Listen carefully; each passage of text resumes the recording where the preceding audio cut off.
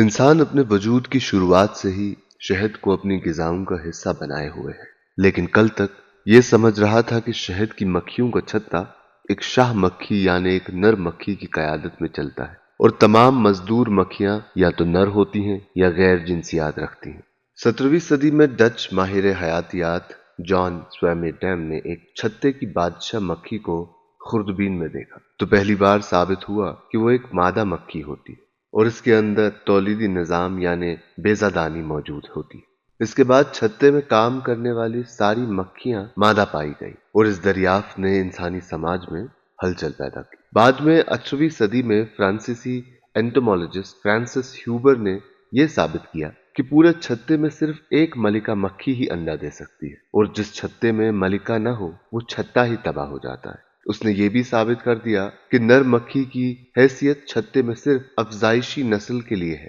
اور ساتھ ہی اس نے دنیا کو یہ بھی بتا دیا کہ ایک جوان ملکہ مکھی بزرگ ملکہ مکھی کو چھتے کی سربراہی سے مبرہ کر کے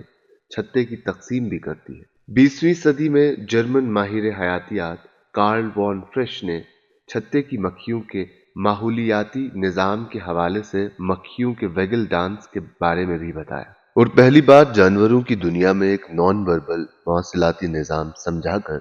1973 کا نوبل انعام حاصل کیا۔ بعد میں تھامس سیلی نے شہد کی مکھیوں کی اجتماعی ذہانت یعنی کلیکٹیو انٹیلیجنس پر کام کر کے ثابت کر دیا کہ یہ جانور جمہوری اصول کا قائل ہے، اور اجتماعی فیصلہ سازی کی ہی بدولت یہ ایک نئے چھتے پر کام کرتے ہیں۔ ان مکھیوں کی نیویگیشن غیر معمولی ہے، کیونکہ ان کا چھوٹا دماغ ہونے کے باوجود سورج کی روشنی، زمین کی مقناطیسی حیثیت اور خوشبوؤں کے اشاروں کو استعمال کر کے راستہ تلاش کرتی ہیں۔ ان مکھیوں کے بارے میں قرآن کی سورہ نحل میں تفصیل سے بات کی گئی ہے۔ اللہ تعالیٰ نے فرمایا ہے کہ یہ ایک الوہی حکم کے مطابق پہاڑوں، درختوں میں اپنا گھر بناتی اور پھر مختلف قسم کے پھل کھا کر ایک مشروب پیدا کرتی ہیں جس کے رنگ مختلف تو ہیں مگر لوگوں کے لیے شفا ہے۔ سورہ نحل کی آیت میں جو الفاظ استعمال کیے گئے ہیں وہ سب مونس یعنی مادہ کے صیغے میں ہیں، جیسے اتخذی، کلی یا اسلکی۔ یہ سب الفاظ مونس واحد کے صیغے میں ہیں جو مکھیوں کو مادہ قرار دے رہا ہے۔ رہی بات شہد کی، یہ تو انسان کے لیے غیر معمولی غذا ہے جو اینٹی بیکٹیریل ہے، اینٹی آکسیڈنٹ ہے اور اینٹی فنگل بھی ہے۔ خیبر سیمنٹ، دل سے بناؤ۔